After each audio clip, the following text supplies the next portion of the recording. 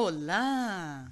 Vamos conversar sobre anfíbios hoje, primeiro grupo de tetrápodes.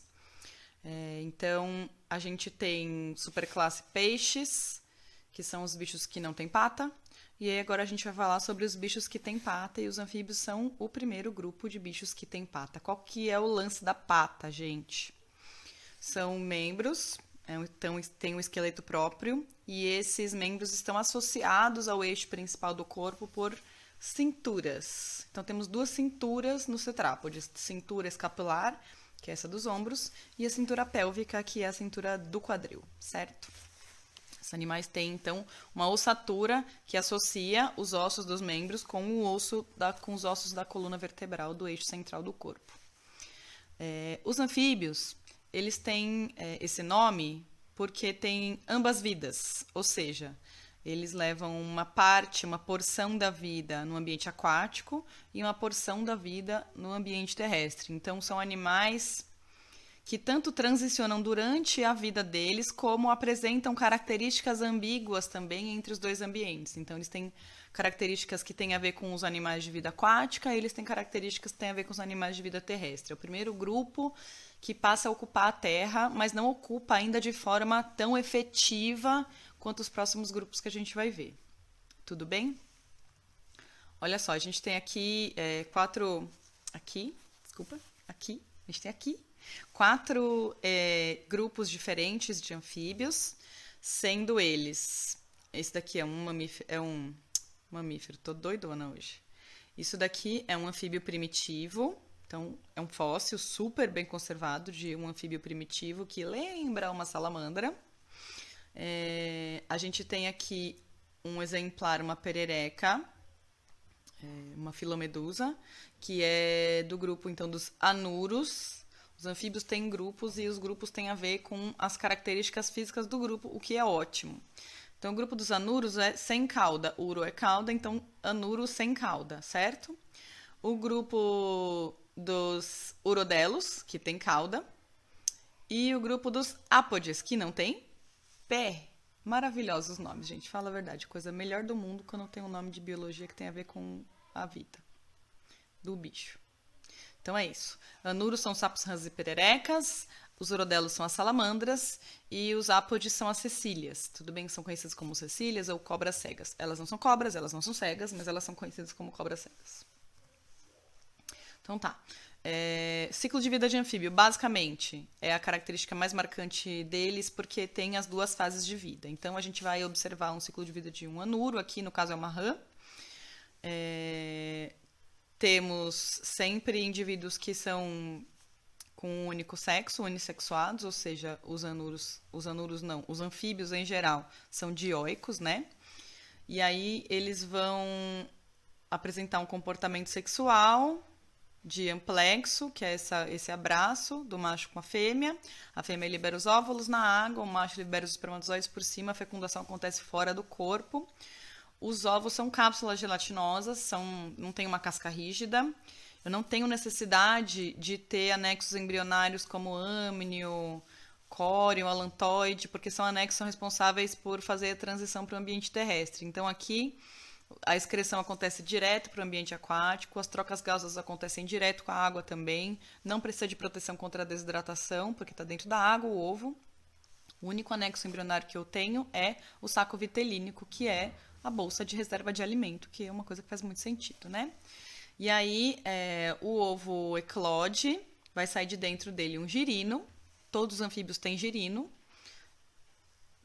aquáticos. E aí, o que vai acontecer? Durante a fase larval, esse bicho vai apresentar duas formas de respiração. Ele vai fazer a respiração cutânea, pela superfície do corpo, e ele vai fazer a respiração branquial, porque é um animal aquático, certo?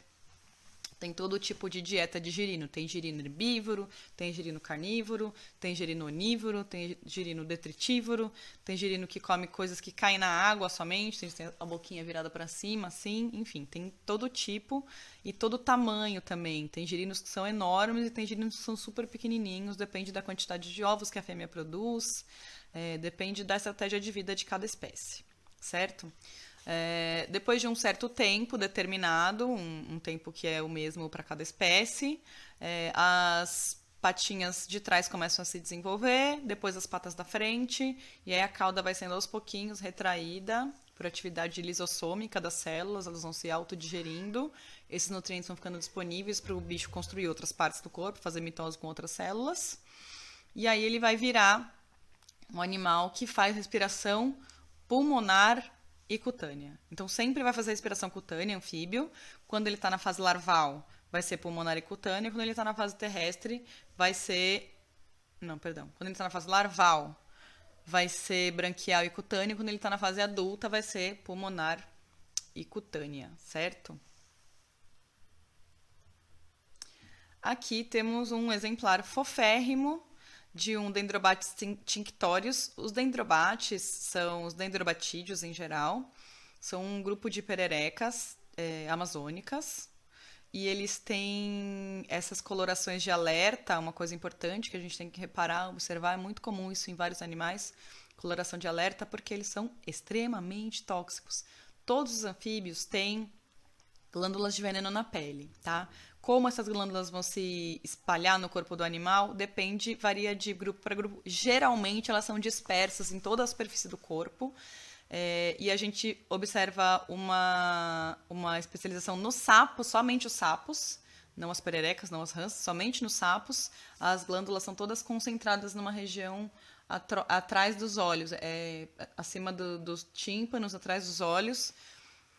Todas as glândulas ficam concentradas naquela mesma região. Então, é um animal que contém veneno. Ele não vai usar o veneno dele para caçar. Ele é um animal venenoso. Ele não é um animal que vai usar o veneno para caçar. Ele usa o veneno para se defender. No caso dos dendrobatídeos, que a gente está vendo aqui nessa imagem, eles são muito pequenininhos, são bem pequenos mesmo, diminutos.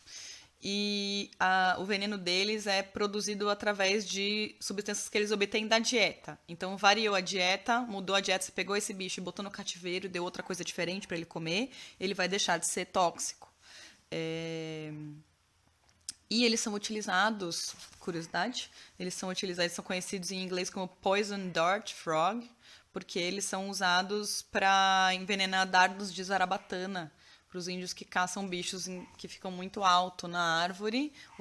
O sapinho fica preso na tanga. Pela superfície do nosso corpo, geralmente a gente não absorve o veneno, porque a nossa pele é impermeabilizada, queratinizada, né? A deles não é queratinizada como a nossa, não tanto, pelo menos. Tem uma camada bem fininha, células mortas. Mas a pele tem que ser permeável para eles poderem fazer a respiração cutânea que eles fazem, todos.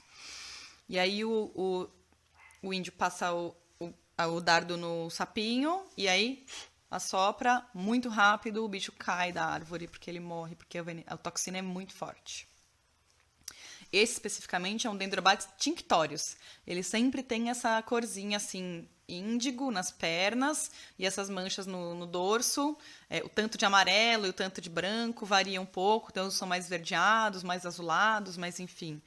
Sempre tem essas manchinhas pretas nas costas e essa coloração mais chamativa, geralmente amarela ou amarelada nas costas. Muito bonitinho. Tem muitas espécies de dendrobates. Dentro do gênero Dendrobates tem muitas espécies.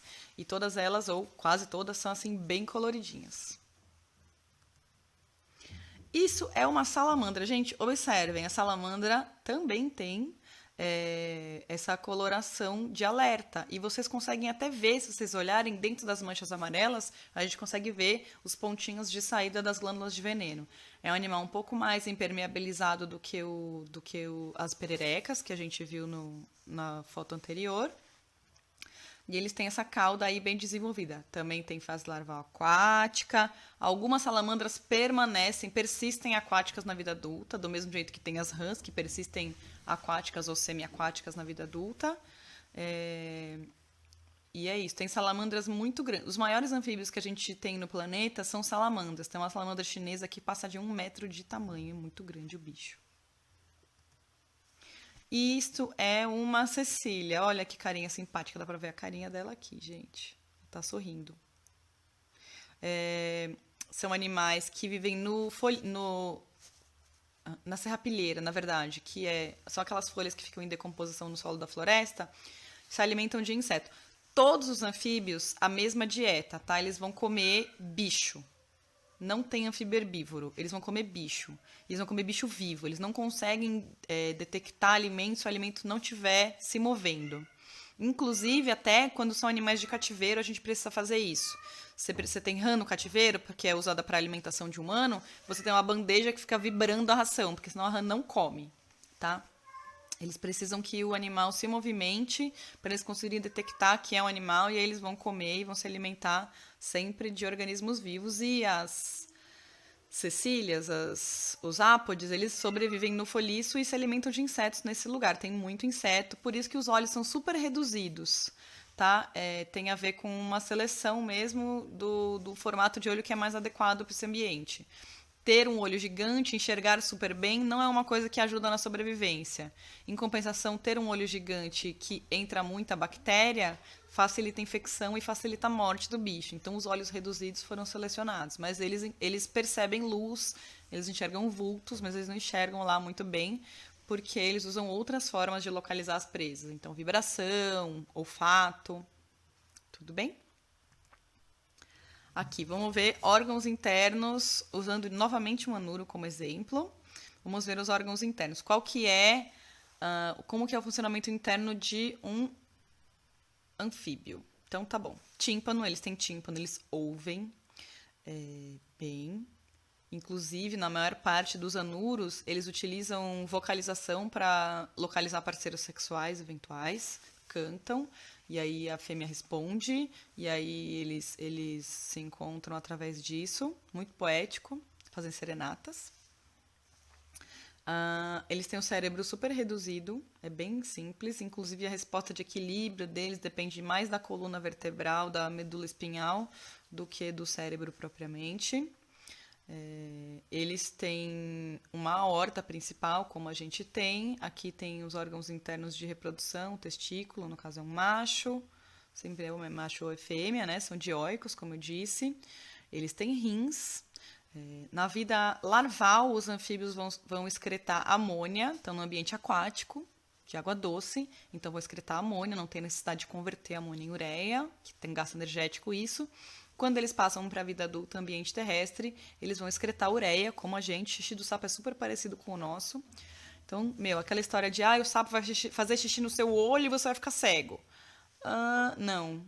Já aconteceu de cair xixi de gente no meu olho, no caso de uma pessoa que eu pari, né, inclusive. E aí não fiquei cega, gente. Ureia não cega ninguém, tá? Não é tóxico o xixi. O que é tóxico do sapo é o veneno do sapo mesmo. Se você apertar o sapo, vai sair veneno na sua mão. E se você coçar o olho, aí você pode ter sérios problemas de envenenamento no seu olho, tá? Porque a pele do olho é permeável, né? Beleza, então o ureter, bexiga urinária que nem a gente. Inclusive, ele faz xixi na nossa mão para ver se a gente solta ele no chão, porque ele tá meio assustado, no caso. A gente também faz xixi na calça quando a gente tá com muito medo. Tem uma cloaca, nessa cloaca vão terminar o tubo digestório, que é completo, vai terminar a uretra, que vem da bexiga urinária, e também as gônadas vão desembocar aí na cloaca. Então, fazer xixi, cocô e filhinhos, mesmo buraco, cloaca. Beleza. Intestino completo, como eu disse. O estômago deles, no caso dos sapos, é bem desenvolvido, porque eles vão comer o tanto que eles conseguirem comer de inseto enquanto eles encontram. São animais que frequentemente caçam por tocaia, então é muito comum um anfíbio ser mimetizado com o ambiente, e aí ele fica lá paradão, e aí quando o bicho que ele come passa, ele simplesmente dá o bote e pronto. Por isso a gente vê muita perereca, muito sapo que tem cores que se confundem, ou com a vegetação, ou com o substrato, por causa disso, porque são animais que caçam por tocaia. Lembrando sempre que, quando o bicho é pecilotérmico, como é o caso dos anfíbios, são animais que a temperatura do corpo varia de acordo com a temperatura do ambiente, quanto menor o gasto energético, melhor para ele, né? Menor a necessidade de locomoção, melhor para ele, porque vai ter um gasto energético menor. Tudo bem? Então, beleza. Como que é o sistema circulatório dos anfíbios? É fechado, o coração tem 2 átrios e um ventrículo só. Então, o que acontece? Um átrio recebe o sangue que veio dos pulmões. um outro átrio recebe o sangue que veio do corpo. Então, um átrio recebe o sangue arterial e outro recebe o sangue venoso. Os dois contraem e passam o conteúdo deles simultaneamente para o único ventrículo. O que vai acontecer? Vai misturar. Isso acarreta uma menor eficácia de transporte de oxigênio. Consequentemente, eles usam a respiração cutânea para compensar essa menor eficácia, tá?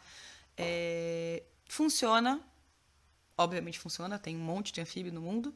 Funciona por quê? Porque eles são animais psilotérmicos, como eu disse, animais ectotérmicos. Então, não tem um gasto energético tão grande por causa da temperatura variável do corpo. Temperatura igual à temperatura ambiente, geralmente. Tá? E aí é isso. Observemos os pulmões. Gente, o pulmão, ele é saculiforme. Não é um pulmão super eficaz também. Outro fato que torna importante a respiração cutânea. E outra coisa importante, eles não têm diafragma, tá vendo? Então, os pulmões inflam e desinflam de acordo com a musculatura e tal, mas não tem uma redução da pressão interna do corpo tão eficaz, porque não tem aquela musculatura intercostal e diafragmática associada com inflar os pulmões, que isso daí é uma característica, ter diafragma é uma característica exclusiva de mamífero, tá bom? De novo, menor, não é tão necessária uma eficácia tão grande por causa da baixa demanda energética. Certo? Então é isso, principais características dos anfíbios. E espero que não tenha ficado nenhuma dúvida. Qualquer coisa, converse aí com a gente. Tchau, tchau!